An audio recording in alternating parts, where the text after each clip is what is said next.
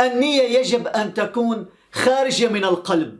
حاولوا تقليد شعار النية وخنشلوه من وليد الركراكي لكن دون جدوى، لأن النية يجب أن تكون نابعة من القلب. وبما أننا ذكرنا أبو قرة، لابد أن نرى أول تصريحاته بعد الهزيمة، حيث قال: نشعر بخيبة أمل بعد ضياع لقب الشان، وهذا ما قلته للاعبين بعد المباراة. أبدى الناخب المحلي أبو قرة حسرته بعد ضياع حلم التتويج بلقب بطولة الشان عقب الخسارة في النهائي بركلات الترجيح أمام السنغال.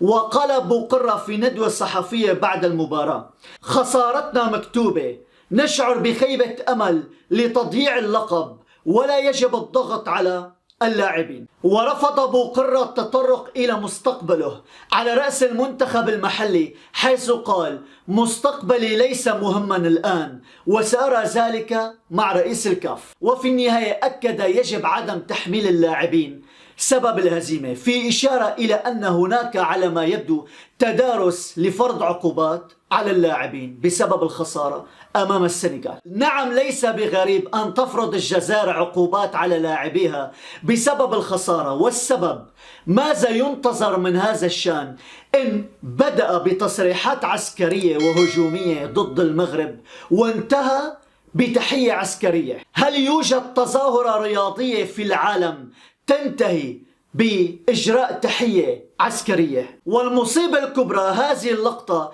تغنى بها حفيظ الدراجي الذي قال: ما أجملها من تحية عسكرية بنهاية المباراة. والدراجي حاول التخفيف عن نفسه وقال: في الكرة كما في الحياة